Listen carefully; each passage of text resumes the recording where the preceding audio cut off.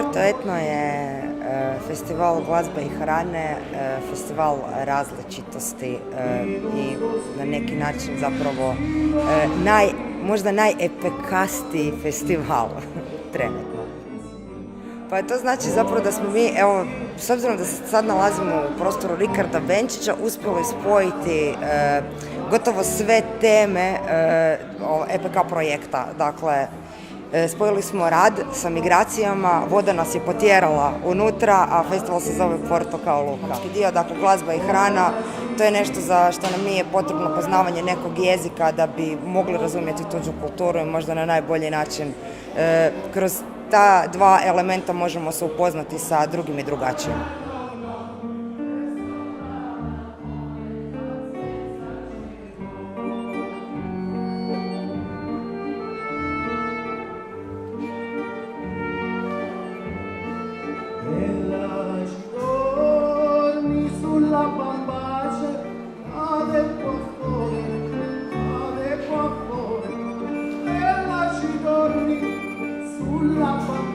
Ja sam iz Madagaskara, Molly iz Kenija, Sadja iz Indija, Giona iz Trinidad i Tobago and Mara iz Hrvatske, Elena iz Rumanije. Ja sam pripremila juha od kikiriki. To je jedan recept koji sam naučila od bake, tako da nadam se da će biti fino. Trenutno nas ima, kažem, do 50, ajde, da, svi smo se angažirali, kuharice, plesači, pjevači, orkestar, naša djeca iz osnovne škole, djeca iz srednje što uče makedonski jezik, svi smo tu.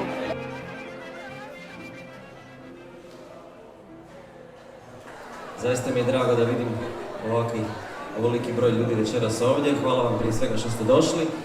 Mi smo posebno za ovu prigodu oformili Porto Etno orkestar, znači on se zove tako pošto je naravno ime festivala Porto Etno, koji je sastavljen isključivo od glazbenika sa šireg riječkog područja, znači to su sve glazbenici koji ovdje djeluju, a mi smo u goste pozvali danas Niku Solce, poznatu slovensku pjevačicu i lutkaricu, beogradskog pijanista Vasila Hadžimanova, jednog od najvažnijih jazz i etno glazbenika na Balkanu, a imamo i dva benda, jedan iz Italije, Arachne Group, sa velikom zvijezdom talijanskih tradicionalnih plesova Laurom Nascosto, i imamo Gypsy Brass Band iz Bugarske koji se zove Karandila.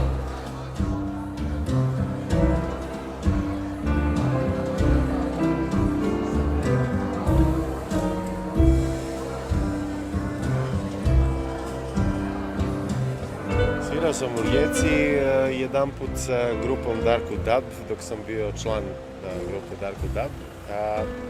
A jednom sa grupom Trio Sveti u Morskom Prascu. Dole je bilo jako interesantno. A inače u Hrvatskoj sam svirao 100 puta, pošto moj band, Vasil Hadžimanov band, je jazz fusion band. To je neka kombinacija svih muzika sa jazzom i onda smo tako svirali. A posljednje što se tiče Hrvatske je bilo u Opatiji, Elvis Stanić, naš jako dobar prijatelj, kad kažem naš, mislim na Matiju Dedić i mene, nas je zvao da sviramo duetski koncert, dva klavira, Matija Dedić i ja, sa ritam sekcijom. Zoran je radio sa Matijom i mi smo se upoznali baš u Opatiji na tom koncertu i eto, Zoran je bio tako pristojan i dobar da se javi, da me pozove da se pridružim njegovoj skupini i ovom divnom koncertu večeras.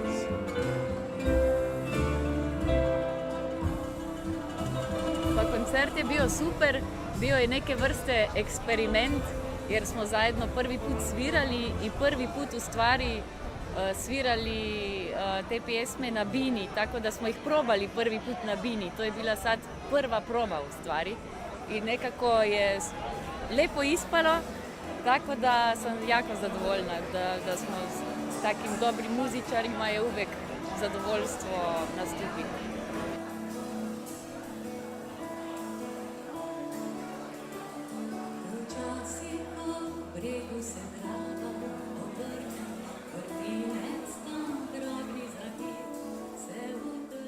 Iza Porto Etna stoji zapravo jedan veliki tim ljudi.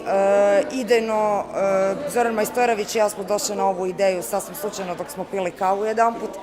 I kao, ja sam njemu pričala o bakanalijama, on je pričao o etno smotri i onda smo zaključili da bi to bilo fora da se spoji.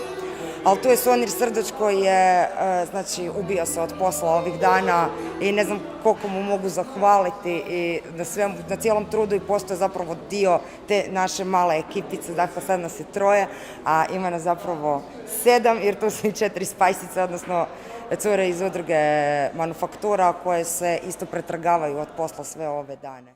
Sve je ispalo kako treba, čak i iznad mojih očekivanja. Iskreno, kad smo ušli prvi put u ovaj prostor, svi smo zaplakali na trenutak jer je bio u groznom stanju, ali eto, imamo zaista odličnu ekipu koja radi na svemu ovome, koji su onako dali zadnji atom od sebe da se ovaj prostor sredi i da ovaj festival bude najljepši početak nekog novog festivala.